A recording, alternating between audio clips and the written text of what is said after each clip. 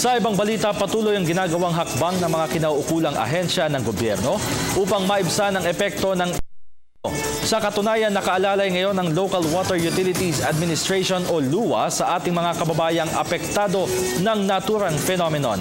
May report si Emil Carion. Ngayong may tuturing na getting stronger o lumalakas at lumalawak ang epekto ng El Nino phenomenon sa National Capital Region at ganun din sa kalayunan ay lalo pang pinalalakas ang ayuda ng mga government institutions para maibsan ang pahirap nito. Ito naging pahayag sa Radyovision Media ng Bayan ng LUA. Although hindi katulad nitong sa Metro Manila kung saan nagrarasyonan ng tubig. Right. Sapagkat doon, halintulad natin ang Metro Manila, ang supply po natin ang gagaling sa dam.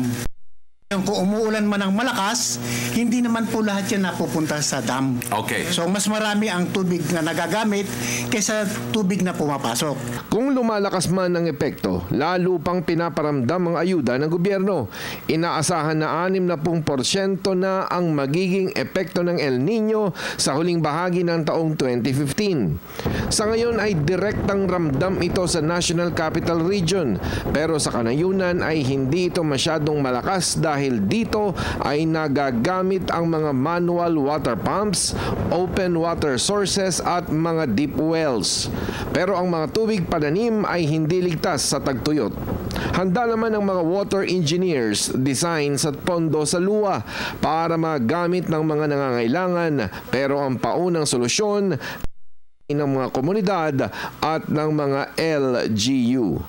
Hinihingi nila ang tulong ng mga LGU para makapaghatid ng tubig doon sa mga lugar na talagang nangangailangan ng supply ng tubig.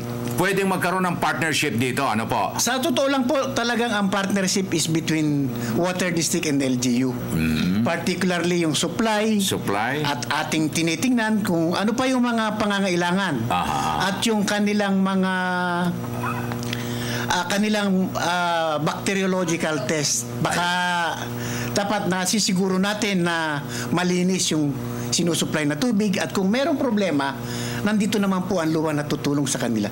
Tubig ay buhay, kaya naman kulang ang buhay kung wala ang tubig. Ang kakulangan sa tubig ay kakulangan din. Para sa Telebisyon ng Bayan, ako si Emil Carion.